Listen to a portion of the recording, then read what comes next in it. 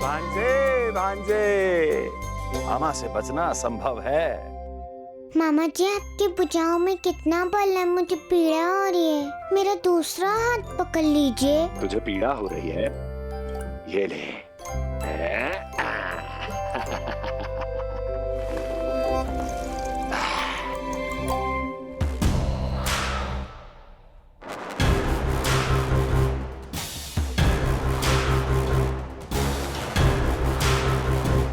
नारायण नारायण। मामा जी मूर्ख बन गए, मामा जी मूर्ख बन गए, मामा जी मूर्ख बन गए। इतना दुस्साहस! जा खेल। अब मामा जो है देवर्षि के साथ मंत्रणा करेंगे। जा खेल। क्योंकि अत्यंत महत्वपूर्ण ना हो तो देवर्षि हमारे द्वार पर आने का कष्ट नहीं उठाएंगे। कहिए देवर्षि, कैसे आना हुआ? मैं तो बस आपको ये अद्भुत कमल पुष्प भेंट करने आया था महाराज। इसे देखते ही मुझे आपका स्मरण हुआ था। मानो ये मुझे पुकार कर कह रहा हो, मुझे महाराज कंस के पास ले चलिए। इसमें तो कुछ भी विशेष नहीं है देवर्षि। इसमें 8 पंखुड़ियां हैं महाराज, और 8वीं पंखुड़ी सबसे विशेष है। यदि विश्वास न हो तो आप स्वयं गिनकर देख लीजिए। आप मेरा उपहास कर रहे हैं देवर्षि। आप गिनिए तो सही महाराज। 1 2 3 4 5 6 7 8। क्या आप निश्चित रूप से कह सकते हैं कि यही 8वीं पंखुड़ी है? विचार कीजिए महाराज। क्या आप बिना किसी शंका के कह सकते हैं कि कौन सी पंखुड़ी पहली है और कौन सी 8वीं? क्या आप पूर्ण विश्वास के साथ कह सकते हैं कि कौन प्रथम है और कौन अंतिम? फिर चाहे वो पंखुड़ी हो या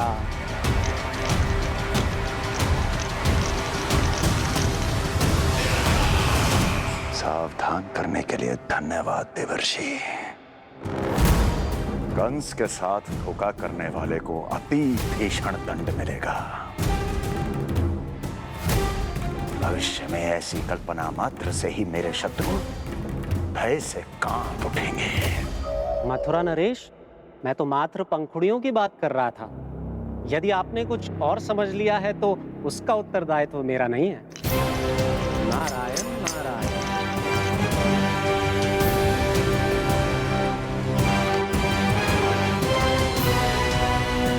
विचार कीजिए महाराज। क्या आप बिना किसी शंका के कह सकते हैं कि कौन सी पंखुड़ी पहली है और कौन सी 8वीं? क्या आप पूर्ण विश्वास के साथ कह सकते हैं कि कौन प्रथम है और कौन अंतिम? फिर चाहे वो पंखुड़ी हो या मामा जी मूर्ख बन गए, मामा जी मूर्ख बन गए, मामा जी मूर्ख बन गए, मामा जी मूर्ख बन गए।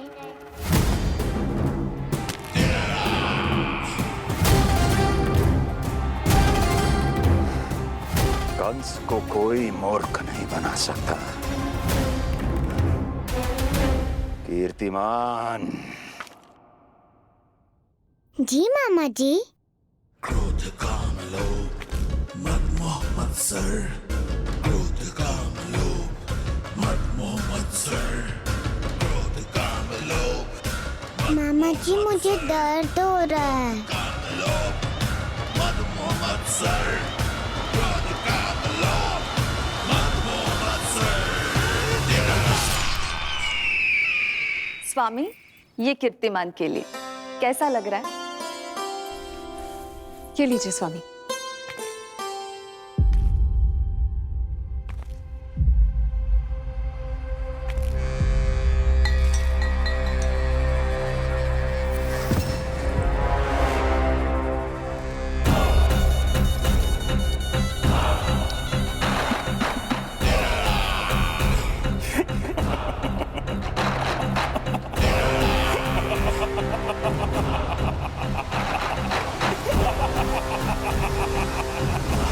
नेत्रों के सामने अपनी संतान की हत्या होते हुए देखना कितना पीड़ादायक रहा होगा ये दृश्य। किंतु प्रभु, यदि देवर्षि नारद कंस के हृदय में संदेह का बीज न बोते तो कंस ऐसा कभी नहीं करता। तो फिर उसे उकसाए ही क्यों देवर्षि ने? आप भूल गए देवराज, समस्त संसार में जो भी होता है मेरी इच्छा अनुसार ही होता है। यही प्रश्न नारद ने भी मुझसे पूछा था।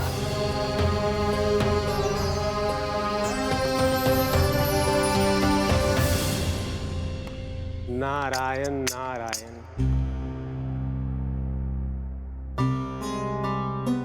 छोटे से बालक की इतनी निर्मम हत्या और माध्यम बना मैं। प्रभु, ये कैसी लीला है आपकी? अभी तो देवकी की 5 और संतानों की हत्या होना शेष है नारद। अब से कंस शिशुओं के जन्म लेते ही उनकी हत्या कर देगा। यदि जन्म के तुरंत बाद ही मृत्यु होनी है तो जन्म का लाभ ही क्या है प्रभु? यही विधि का विधान है नारद। कीर्तिमान और शेष 5 बच्चे श्रापग्रस्त हैं। जन्म के कर्मों के अनुसार अल्पायु होना उनकी नियति है। उनकी मृत्यु के बाद ही शेषनाग के अंश के रूप में बलराम और मेरे अंश के रूप में श्री कृष्ण का अवतार संभव होगा। नारायण नारायण।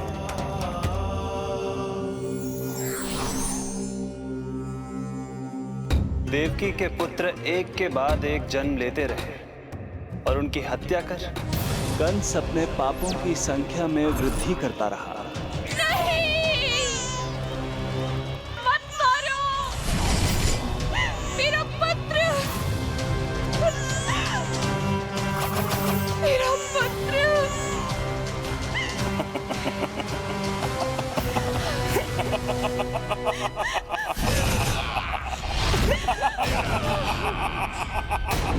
अब उसकी क्रूरता की कथा ऐसे मोड़ पर आ पहुंची जहां से वापसी असंभव है, क्योंकि अभी अभी उसने देवकी के छठे पुत्र का वध कर दिया है। हे प्रभु, कितना दुर्दांत है ये कंस। किंतु एक ही जन्म में एक साथ 2 माताओं का पुत्र बनने में उसने आपकी सहायता कैसे की प्रभु? उसके भय ने उससे ये कार्य सहज ही करवा दिया देवराज। जन्म लेते ही माता देवकी के सभी पुत्रों की हत्या कर उसने मुझे विवश कर दिया है। अब जीवित रहने के लिए मेरे अवतार को माता देवकी की कोख से जन्म लेने के तुरंत बाद मैया यशोदा के पास गोकुल जाना ही होगा। और इस प्रकार कंस के कारण एक ही जन्म में 2 माताओं का पुत्र बनने का आपका वचन सत्य सिद्ध होगा। आपकी लीला अपरंपार है प्रभु। आप सब अब निश्चिंत होकर जाइए। मेरे अवतार के जन्म होने की घड़ी अब निकट ही है। हम धन्य हुए प्रभु। हम धन्य हुए प्रभु।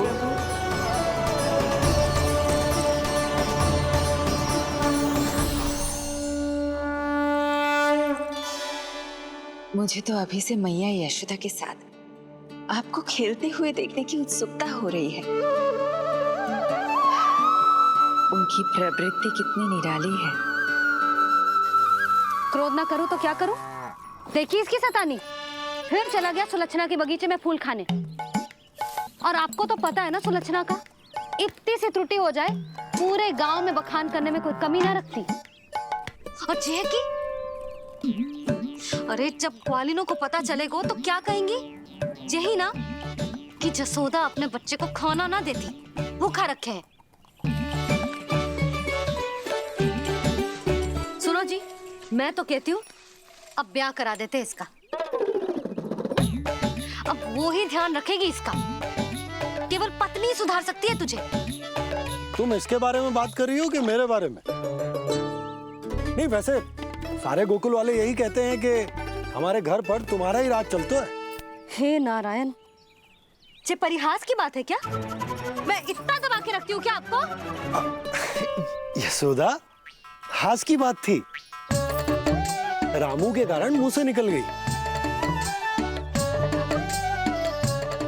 तुझसे तो मैं बात ही ना करूंगी, कर अपने मन की।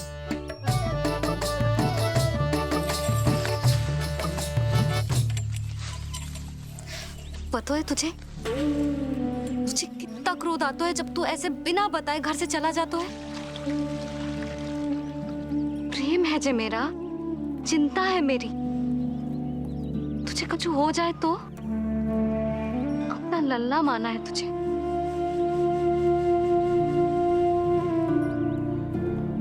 मेरे भाग्य में तो आमन्ना लिखो ही ना है।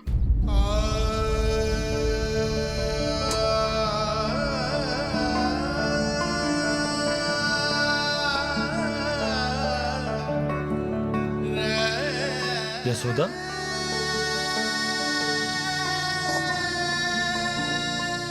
आपको पता है, जब मैं छोटी थी इसके जैसी चंचल थी। गांव वाले कहते थे एक बार बड़ी हो जाएगी अपने आप ठहराव आ जाएगा, ना आयो। फिर बड़े बूढ़े कहने लगे चिंता की कछु बात ना है, एक बार शादी हो जाएगी सब ठीक हो जाएगा। ना हुआ। फिर सबन ने कही एक बार बालक हो जाने दो, गोद भर जाएगी अपने आप परिपक्व हो जाएगी। पर गोद तो भरी ना मेरी, बालक तो हुआ ही ना। उस पर जब जे भी भाग जाता है तो मुझे रह रह के यही स्मरण होता है कि कमी मुझ में ही है, मैं ही किसी बात का ध्यान न रख पाती। संभव है यही कारण से नारायण ने बालक ना दियो मुझे, यदि देते तो बहुत बुरी मैया बनती मैं। यशोदा, क्या होगा तुम्हें? कहाँ की बात कहाँ लेकर जा रही हो तुम?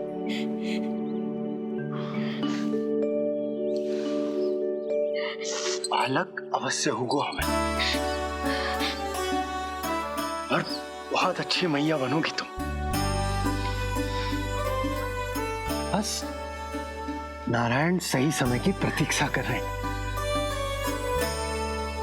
मेरी तो ना सुन रहे बे, आप ही कह दियो उनसे, अब और प्रतीक्षा ना होगी मुझसे।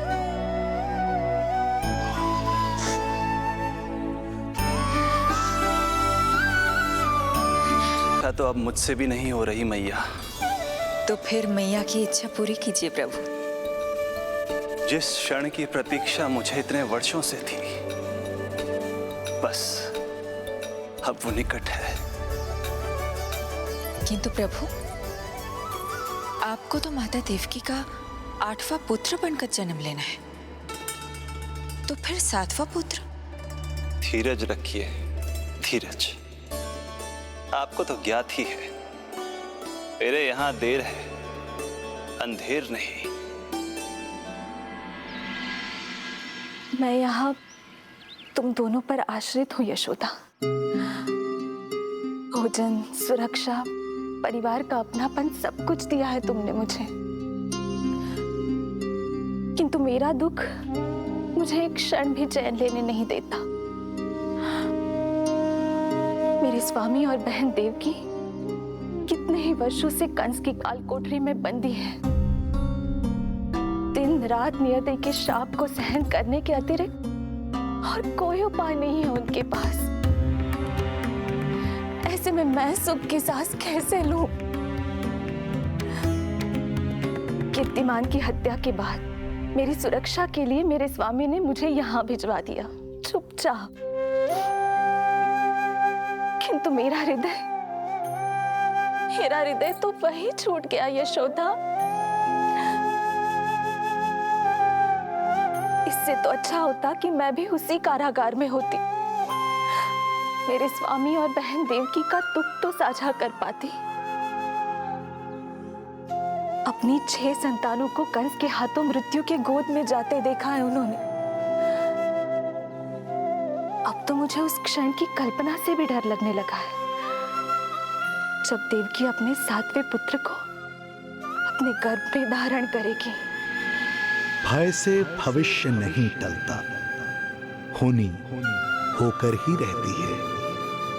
समय बीता और देवकी के गर्भ में 7वें पुत्र का आगमन हुआ।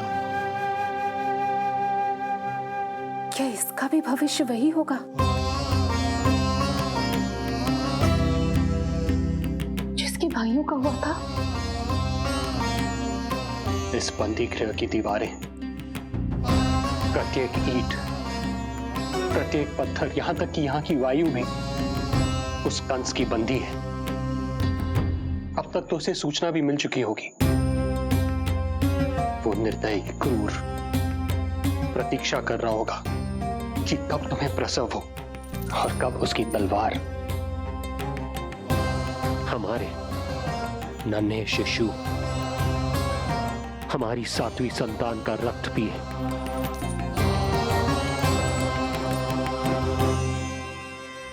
दुर्जन, तुम देवकी की कालकोठरी के बाहर स्वयं उपस्थित रहोगे, प्रत्येक पल 8वां प्रहर।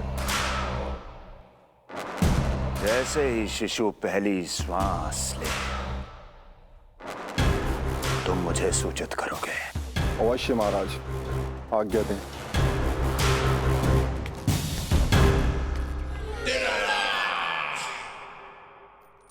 कुछ कीजिए स्वामी, कुछ कीजिए। मैं नहीं चाहती कि ये अपनी प्रथम श्वास इस बंदी गृह में ले। देवकी, विवशता से मेरा कलेजा भी फटा जा रहा है, किंतु इस काल कोठरी में बंद मैं कर ही क्या सकता हूं? किंतु इस सृष्टि के पालनहार, जगत के नियंता श्री हरि तो कर सकते हैं, तो फिर क्यों नहीं करते वो कुछ ऐसा कि कम से कम मेरी इस संतान का अंत उतना दुखद ना हो जैसा अन्य संतानों का हुआ था। क्यों नहीं करते वो कुछ हरि, क्यों नहीं करते? बताइए ना स्वामी, क्यों नहीं करते वो, क्यों नहीं करते? जो देवी भविष्य में मेरी मां बनने वाली है, उनकी करुणा भरी पुकार को मैं व्यर्थ कैसे जाने दे सकता हूं? कंस के राक्षस तत्व के अंत के लिए ऐसी माया की आवश्यकता है जो मेरी लीलाओं को क्रियान्वित भी कर दे और उसे भनक भी ना पड़े। ऐसी क्षमता और माया किसके पास है प्रभु?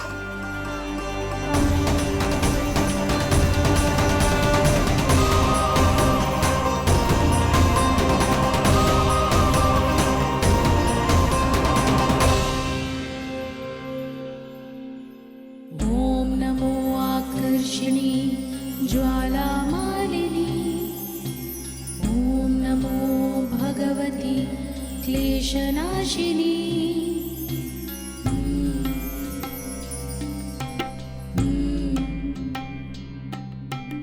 ओम नमो योगमाये सर्वमोहिनी, ओम नमो योगमाये सर्वर। आज्ञा दीजिए प्रभु।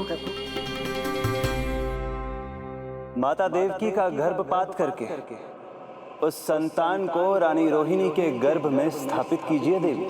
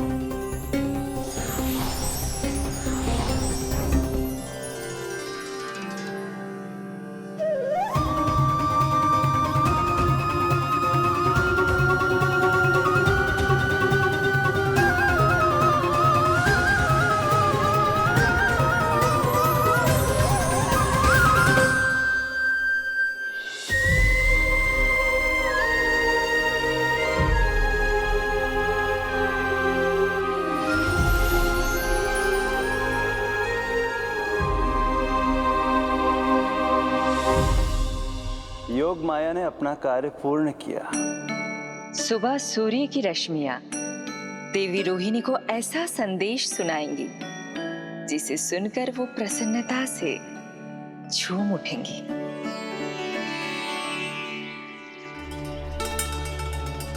यादव कुल के नए राजकुमार के आगमन पर बहुत बहुत शुभकामनाएं रानी।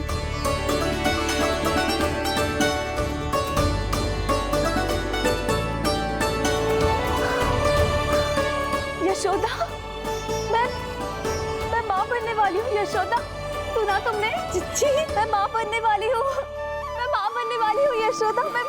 अरे संभाल के जीजी चित्कार कर रही हो। बधाई हो चिच्ची, बधाई हो, बहुत बहुत बधाई हो।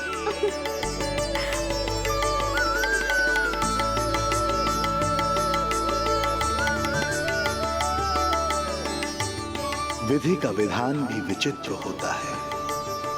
रोहिणी, जिनका ये पुत्र नहीं है, वो प्रसन्न है, किंतु देवकी, जिनका ये पुत्र है, वो व्याकुल है।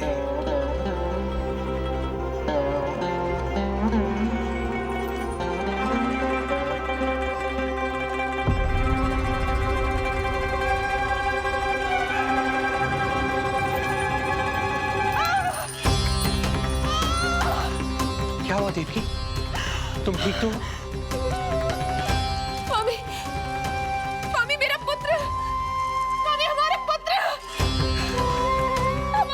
चला गया। स्वामी, हमारा पुत्र चला गया। धीरज धरो देवकी, संभव है यही श्री हरि की इच्छा हो। किंतु मैंने उनसे ये तो नहीं मांगा था ना स्वामी। मैंने कहा था हमारा पुत्र यहाँ श्वास न ले। इसका ये अर्थ नहीं था। क्यों किया नारायण ने ऐसा? क्यों किया?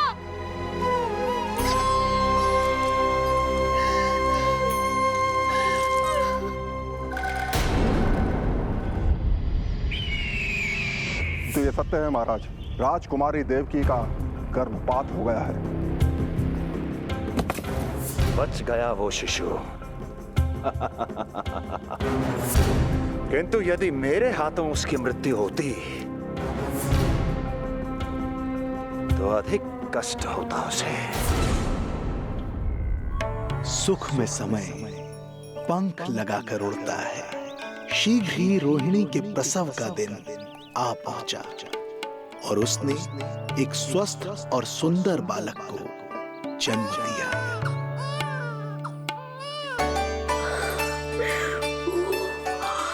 लो जिज्जी, संभालो अपने लल्ला को, जी भर के निहार लो इसे।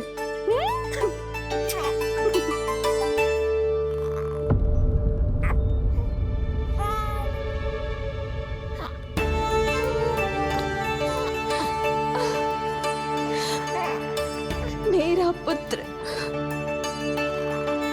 राजकुमार।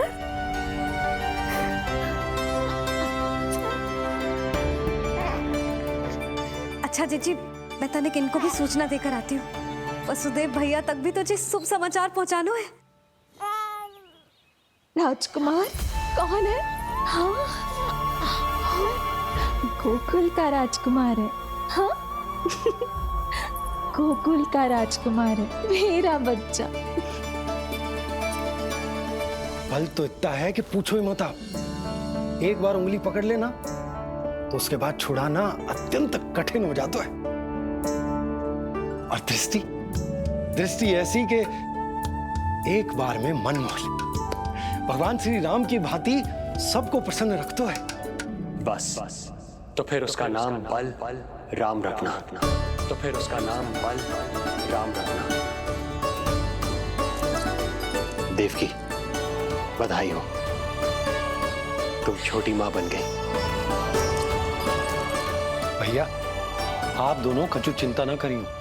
बलराम का लालन पालन मेरा उत्तरदायित्व है। उसे कछु कमी ना होने दूंगा मैं।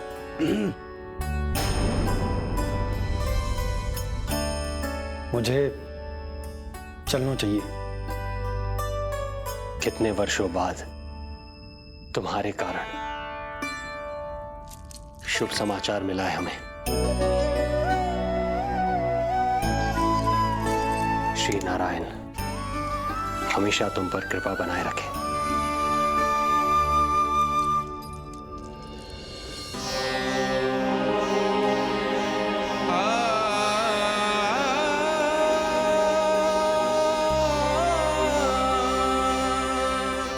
आपको बहुत बहुत बधाई हो स्वामी।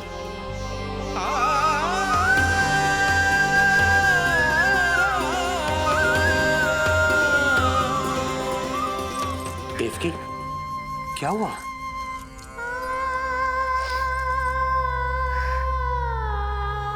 कुछ नहीं। रोहिणी दीदी ने हमको वो सुख दे दिया जो मैं कभी ना दे सकी। उन्होंने आपको संतान दे दी, किंतु मैं देवकी,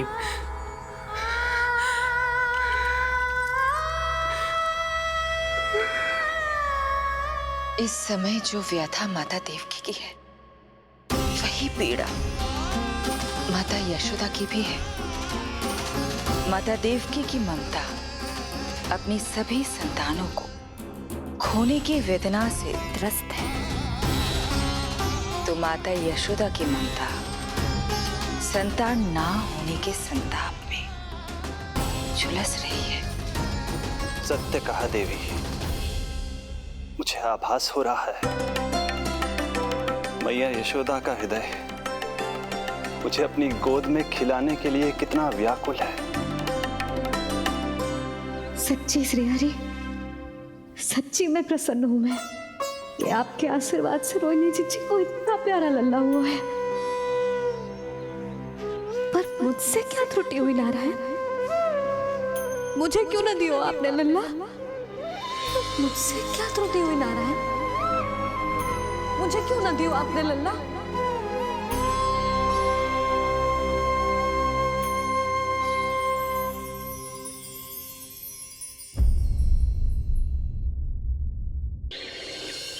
सच्ची श्रीहरि, सच्ची में प्रसन्न हूं मैं कि आपके आशीर्वाद से रोहिणी जीजी को इतना प्यारा लल्ला हुआ है।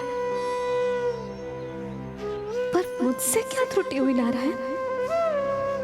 मुझे क्यों न दियो आपने लल्ला? मुझसे क्या त्रुटि हुई नारायण? मुझे क्यों न दियो आपने लल्ला? अब तो माता देवकी की 7वीं संतान का भी जन्म हो गया है प्रभु। अब आपके अवतार लेने में किस बात की देर है? यशोदा, ले तुम यहाँ आओ और मैं पूरे घर में ढूंढतो फिर रहा हूं। पता चला तुमने सुबह से कछु ना खाए हो। चलो कछु खा लो, आ जाओ। कहीं ना जा रही मैं।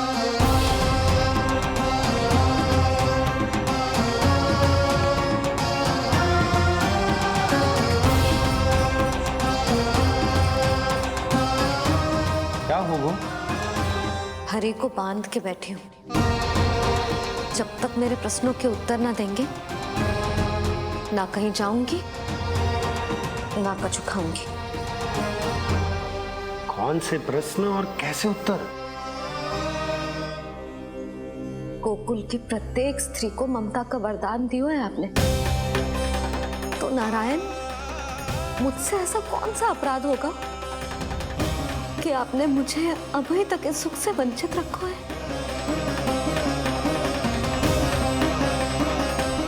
आज बोलना पड़ेगा प्रभु, बताना पड़ेगा कि आपने मुझे लल्ला क्यों न दी।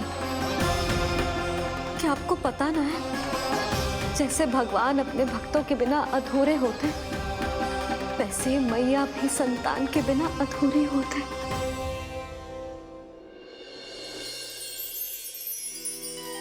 साचा सुमीरन सबसे हरि को, साचा है हरि नाम, जिनकी कृपा से बन जाती है सबके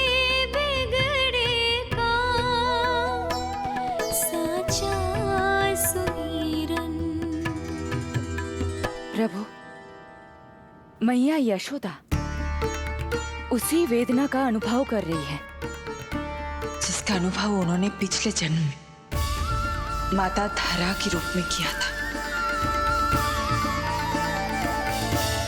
आपका कथन सत्य है देवी। अब मैया यशोदा को उनके कष्ट से मुक्ति दिलाने का समय आ गया है।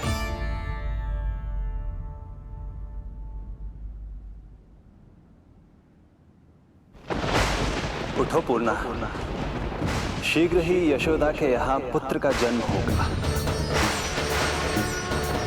नक्षत्रों की गति से उत्पन्न संकेतों को देखो।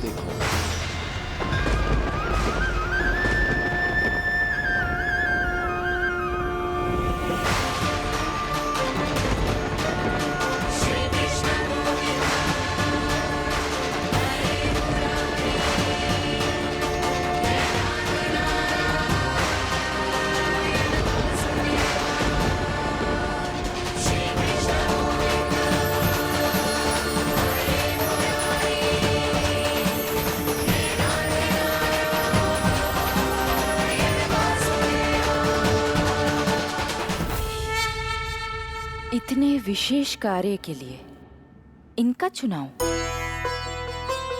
ये देवी कौन है प्रभु? ये मेरे भविष्य में होने वाले गुरु महर्षि संदीपनी की माता हैं देवी। अपने ज्ञान के कारण गोकुल वासियों की श्रद्धेय हैं। यदि मेरे आगमन की सूचना मैया यशोदा को ये देंगी तो ही मैया विश्वास करेंगी।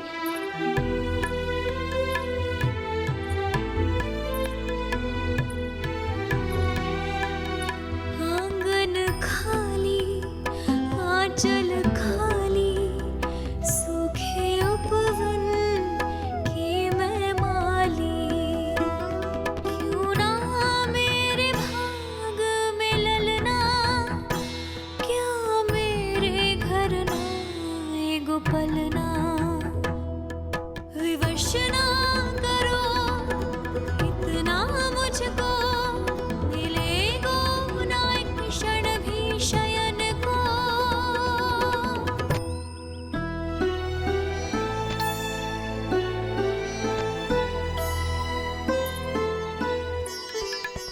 मैं जिसे सुलाऊं जो मुझे जगाए, प्रभु दे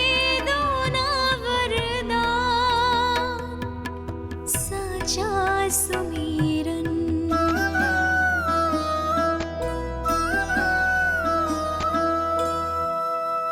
मुख पे ना मेरे जब तक ममता की मुस्कान खिलेगी, तुमको भी न तब तक भोग में तुम्हारी अति प्रिय खीर मिलेगी। कसम प्रभु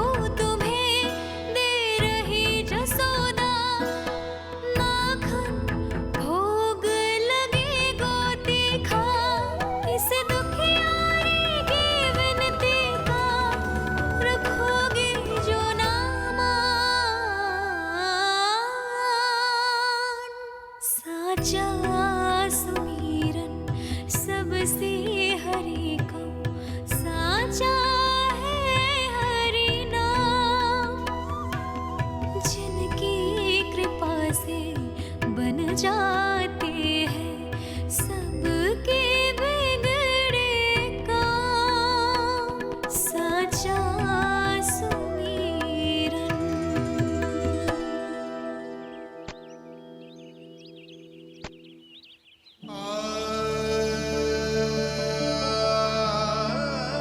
यशोदा, मैं तुम्हारी व्यथा समझ रहा हूं,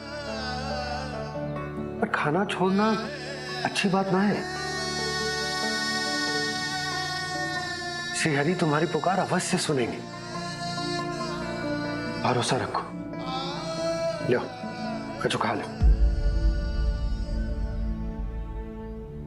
भगवान से हट करना सही बात ना है यशोदा। भूखे प्यासे रहे प्राण देने हैं क्या? यशोदा,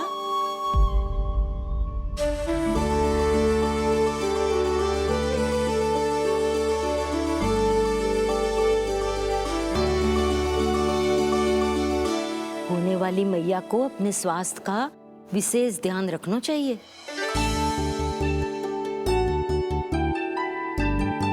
खाना खा,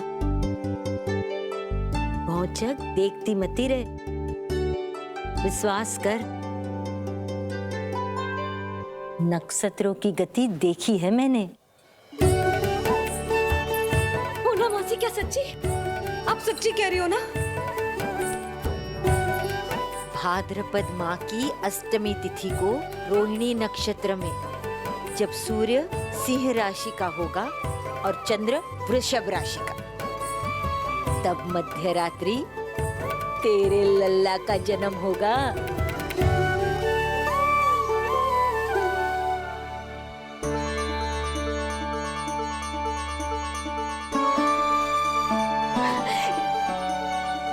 इतने वर्षों में कभी किसी ऋषि मुनि, किसी ज्ञानी ने हमें ऐसी आशा ना दी। आज पहली बार हमें इतना स्पष्ट आश्वासन मिलो है। बहुत बहुत धन्यवाद आपका पूर्णा मौसी, बहुत बहुत धन्यवाद।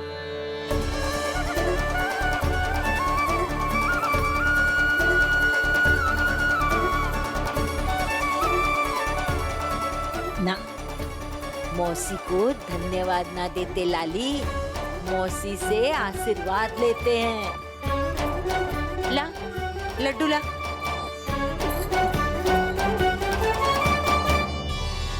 खाई।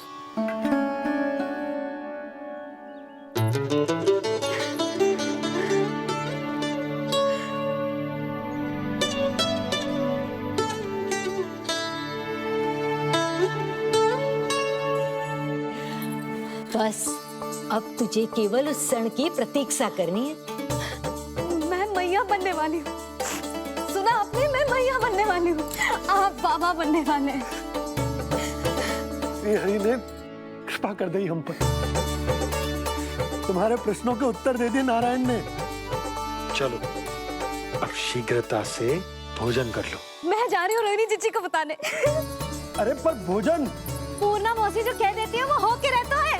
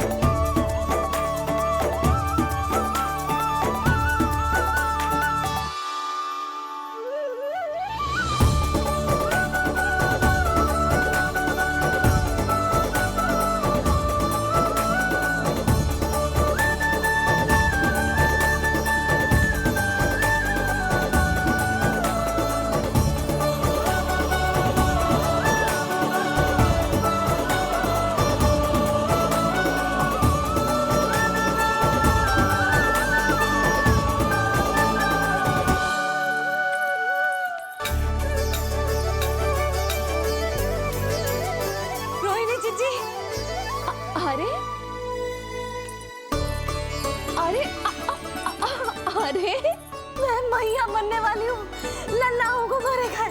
क्या? पूरी मौसी ने बताई। सच? अब अपने अंश का निर्माण करने का समय आ गया है।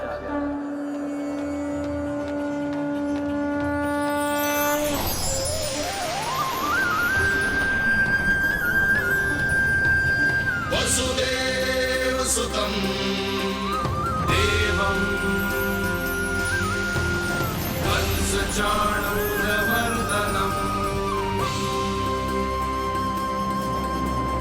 यशोदपरमानन्दम्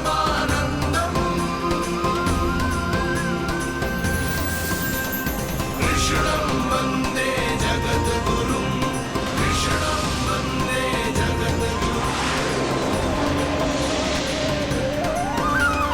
कृष्णं वन्दे जगद्गुरुं कृष्णं वन्दे जगद्गुरुं कृष्णं वन्दे जगद्गुरुं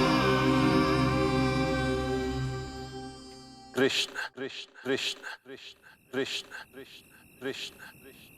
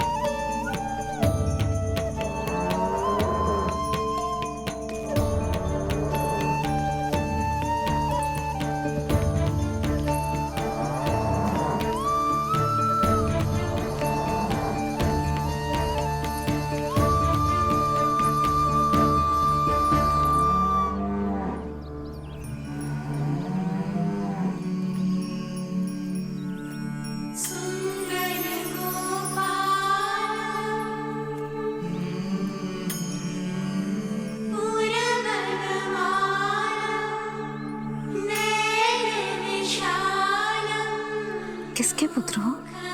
आपका।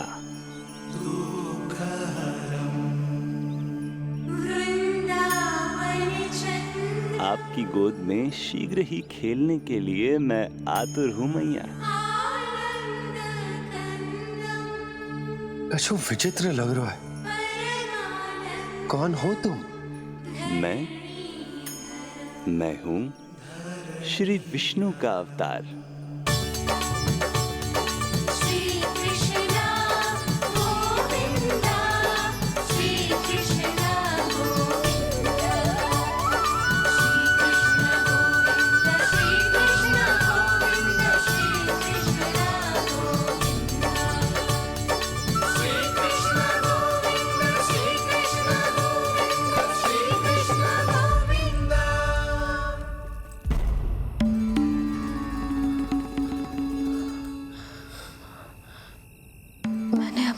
स्वप्न देखो।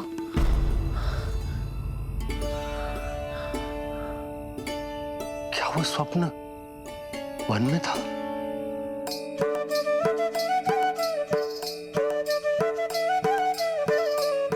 क्या मैं सत्य में श्रीमन नारायण की मैया बनने वाली हूँ?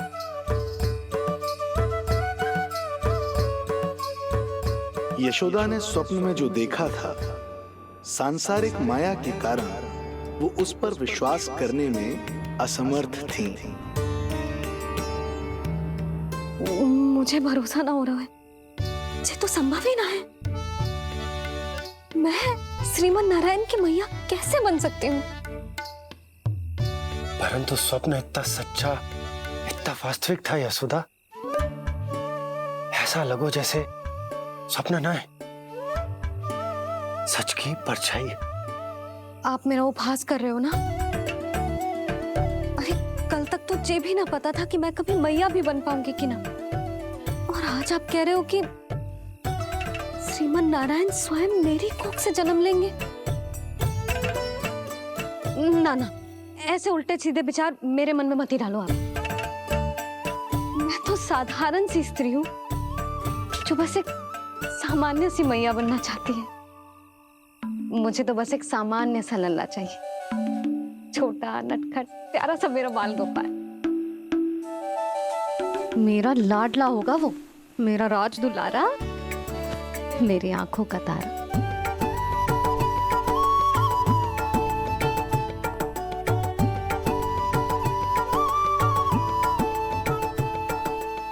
मैया यशोदा और बाबा नंद का वात्सल्य प्रेम इतना अधिक था कि उनका मन इस अद्भुत घटना पर विश्वास करने को तैयार ही नहीं था।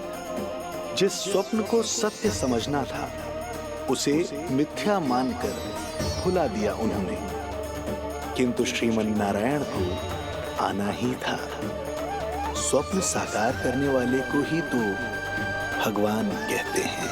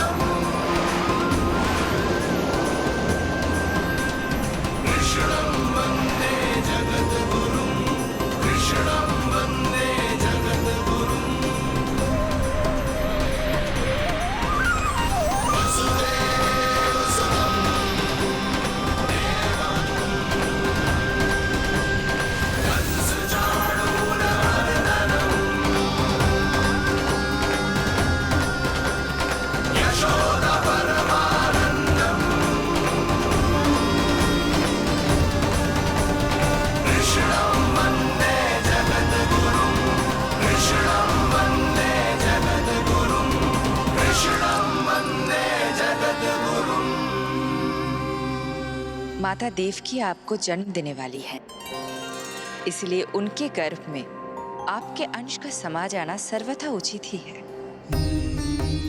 किंतु मैया यशोदा के हृदय में आपने अपने अंश का एक भाग स्थापित किया है। इसका अवश्य ही कोई ना कोई कारण होगा। मेरे अंश के ये दोनों भाग तन और आत्मा हैं देवी। माता देवकी मेरे तन को जन्म देंगी, किंतु मेरी आत्मा का जन्म मैया यशोदा के हृदय से होगा। जब मैया प्रथम बार मुझे अपने हाथों में थामेंगी,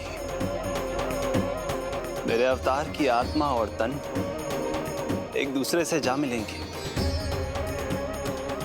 और तभी मेरा अवतार पूर्ण होगा। मैं और यशोमती मैया एक दूसरे के साथ हृदय से जुड़ेंगे। इसीलिए समस्त संसार में हम दोनों की जोड़ी एक माता पुत्र की अद्भुत जोड़ी के रूप में जानी जाएगी।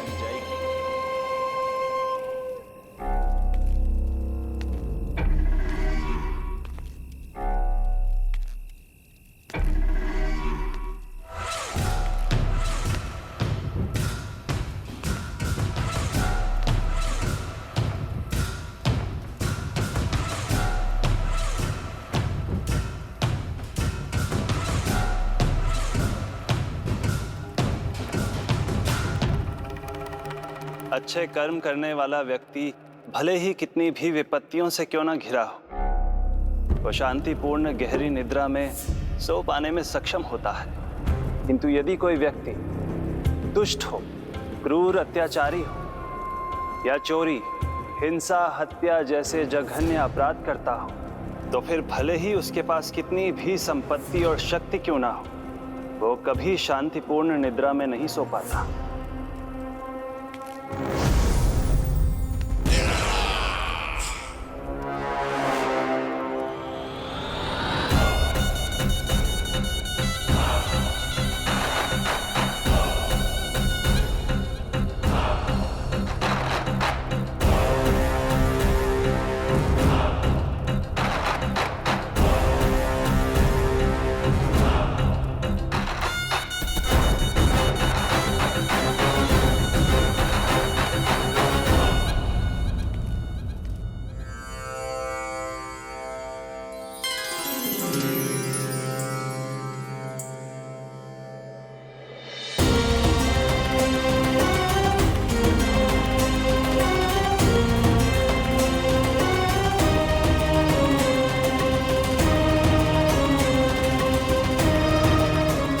अब आप अपने अंश का निर्माण कीजिए देवी, ताकि जब मैं माता देवकी के 8वें पुत्र के रूप में अवतार लूं, तो आप भी मैया यशोदा की पुत्री के रूप में जन्म ले पाए।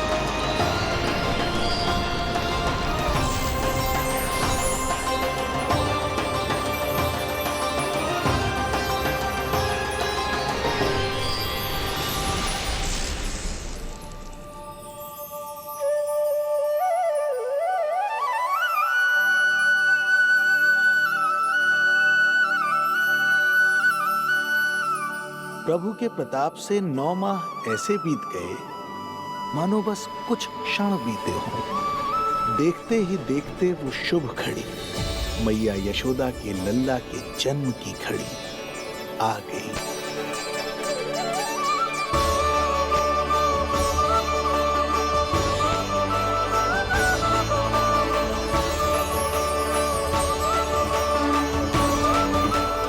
भाद्रपद माह की अष्टमी तिथि।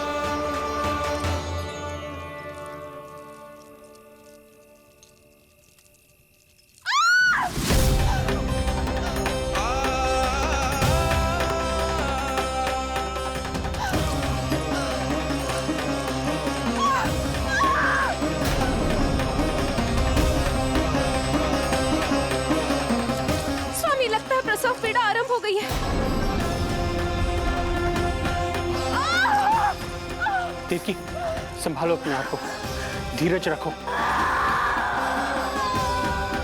जीजी, यशोदा, दाई माँ।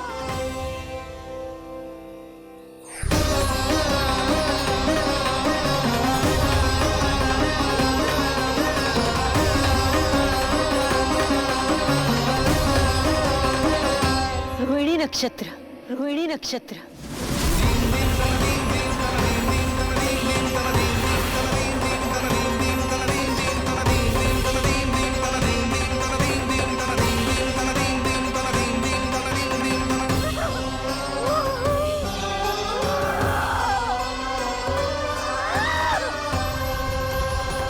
सूर्य सिंह राशि में और चंद्र वृषभ राशि में, यही तो है अधर्म के विनाश और धर्म की स्थापना का संकेत। देवकी, तुम चिंता मत करो, सब ठीक हो जाएगा। किंतु कैसे स्वामी? भैया की तलवार की धार विनाश की बिजली बनकर मेरे आंखों के सामने चमक रही है। देवकी, तुम विश्राम करो।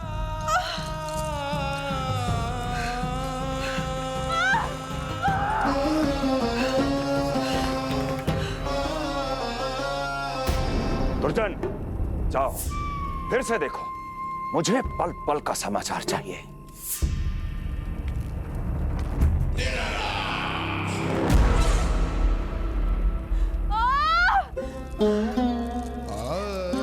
जैसे ही मेरा पुत्र मेरे सुरक्षित कोख छोड़कर इस संसार में आएगा,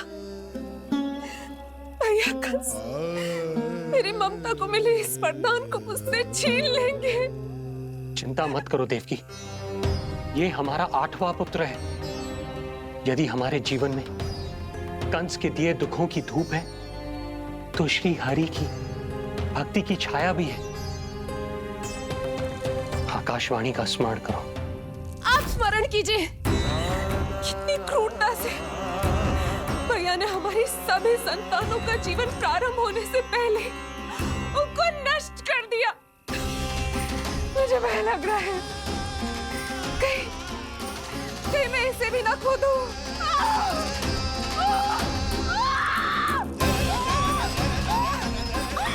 अब और प्रतीक्षा ना हो पाएगी मुझसे, अब और प्रतीक्षा ना हो पाएगी।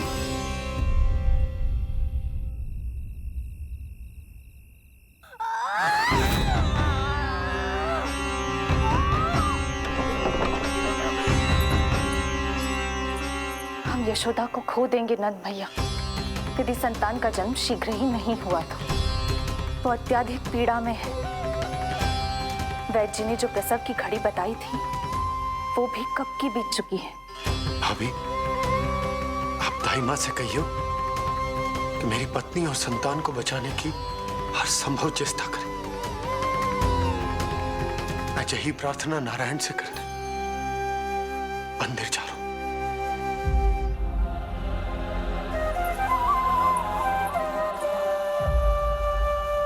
प्रभु, मैया योग माया को जन्म क्यों नहीं दे रही है? मेरा ही तो शक्ति तत्व है योग माया। वो तभी जन्म ले सकती है जब मेरे 8वें अवतार श्री कृष्ण का जन्म होगा। तो प्रभु, अब आपको किस बात की प्रतीक्षा है? जब निश्चित प्रहर का अंत होगा और शून्य काल का प्रारंभ, तभी तो होगो जयंती योग, लल्ला के जन्म का योग। बस अब कुछ ही क्षण और।